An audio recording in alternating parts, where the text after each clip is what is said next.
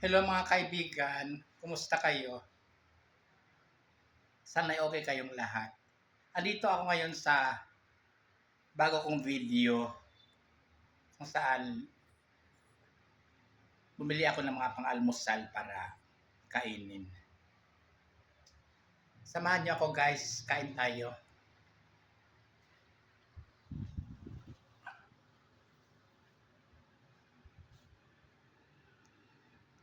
Bumili ako ng palabok, pansit canton, spaghetti,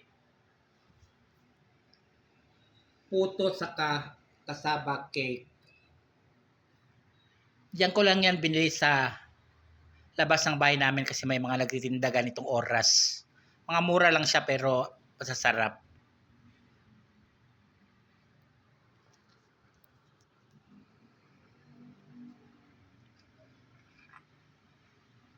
May kape rin ako para mamara yung kunting antok. Maaga akong gumising kasi pupunta ako sa trabaho. Pero kailangan mag-almusal muna. Iba kasi pag nakakain ka ng almusal bago pumasok sa trabaho.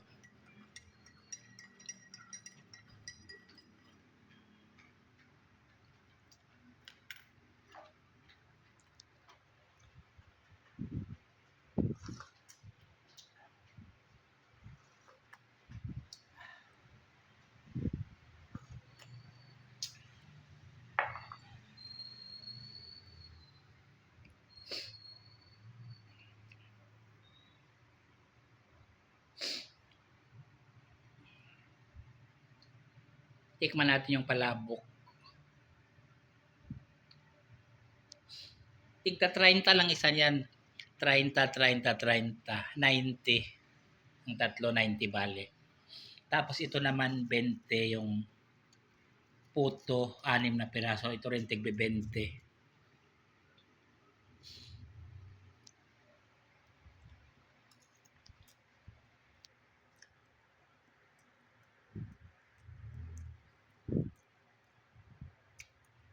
Sarap ng palabok.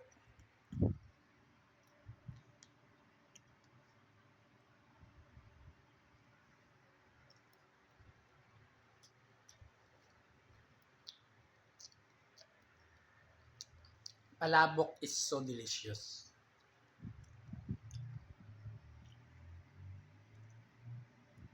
Ngayon, tikman naman natin yung pansit canton. Parang nagmukbang tayo ngayon kasi marami ito sa umaga, 'di ba? Mukbang, mini mukbang.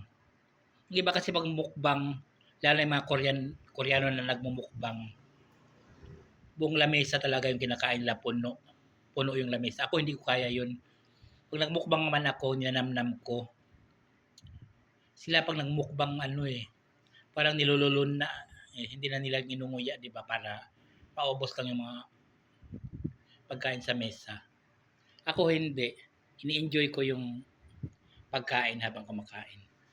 Kahit marami siya, gusto ko dahan-dahanin siya para masarapan ako.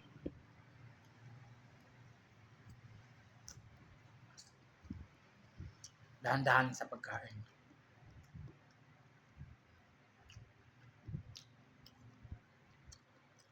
Ang sarap magluto ni nanay.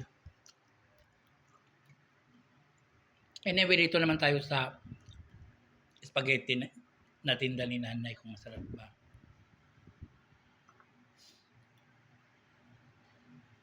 Ang cute ng mga lagayan na,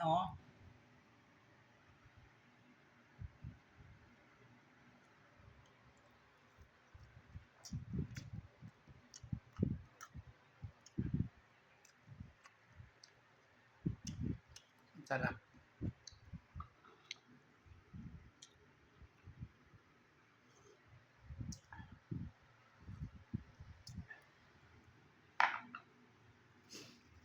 Ito namang puto ni nanay, tikman natin.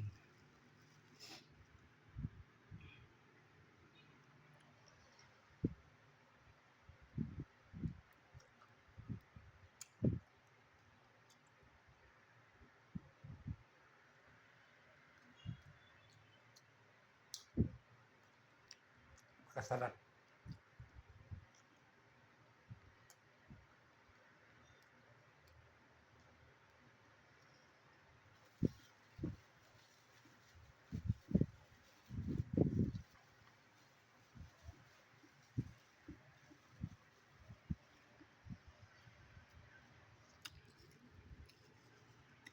Tapos yung kasaba cake niya.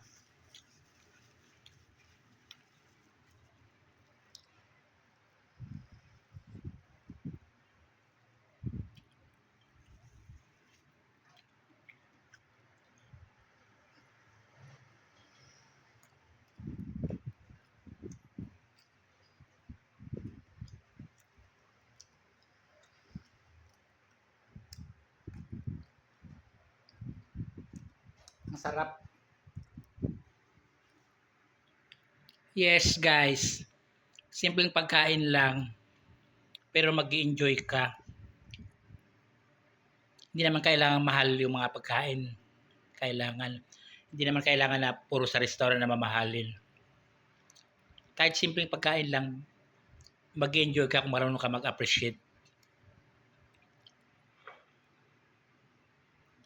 Ako nag-enjoy ako sa mga pagkain simple lang tulad nito.